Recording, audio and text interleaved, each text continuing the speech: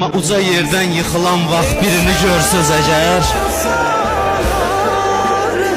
uca yerdən yıxılan vaxt birini görsəz əgər, qoyar əvvəldə bu məlum idi qolları yerə. Görmüsüz bir adam uca yerdən yıxılanda neyniyir? Qolun verir qabağa. Olmadı qolları, yıxılan vaxtı da versin qabağa. Üzü üstə gəldi yerə. Bilmirəm nə oldu, yanıqlı dildə qardaş səslədi.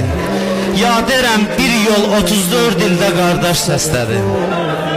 34 ildə birinci dəfə Hüseynə qardaş dedi. Hüseyn dedi, Zeynəb bu kimin səsidir? Özü başa düşdü. Dedi, qardaş, qardaşım Əbəlfəzlin səsidir. Onda əlin qoydu belinin üstünə, əl-an inkəsərə zəhri. Əbəlfəz belimi sındırdın. Əbəlfəz şəhid olandan sonra düşmən cürət tapdı xeymələrə tərəf gələ. Ondan sonra cürət tapdı.